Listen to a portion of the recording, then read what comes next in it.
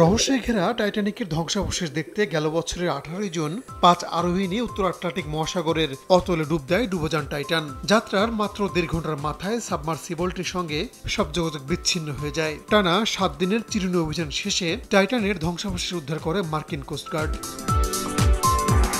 ওই ঘটনায় মারা যান 5 আরোহী। তাদের মধ্যে ছিলেন ভ্রমণ ও অভিযান সংস্থা ওশান গেটের সিইও স্টকটন রাশ, ব্রিটিশ ধনকুবের হামিশ হার্ডিং, ফরাসি ডাইভার পল হেনরি, পাকিস্তানি বংশোদ্ভূত ধনকুবের শাহজাদা দাউদ এবং তার ছেলে সোলেমান দাউদ। সেই ঘটনার স্মৃতি এখনও টাটকা।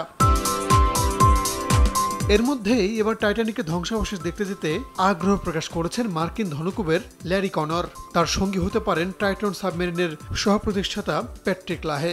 সম্প্রতি তারা নিজেদের পরিকল্পনার কথা জানিয়েছেন।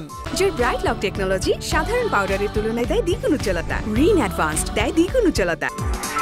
যুক্তরাষ্ট্রের ওহাইও অঙ্গরাজ্যের ধনকুবের ল্যারি কনরের দাবি, ধ্বংসাবশেষের কাছে যাওয়া সম্ভব, শুধু তার জন্য প্রয়োজন যথাযথ ইঞ্জিনিয়ারিং। এই ধনকুবেরের মোট সম্পত্তির পরিমাণ $200 কোটি কাছাকাছি। পেশায় ব্যবসায়ী কনর নেশায় একজন অভিযাত্রী। এর আগে মারিয়ানা খাদ অভিযানে গিয়েছিলেন তিনি। ইন্টারন্যাশনাল স্পেস স্টেশনও ঘুরে এসেছেন। কানাডার নিউ ফাউন্ডল্যান্ডের উপকূলের কাছে উত্তর আটলান্টিক মহাসাগরের গভীরে পড়ে রয়েছে টাইটানিকের ধ্বংসাবশেষ। রাহানুর রানা, সময় সংবাদ।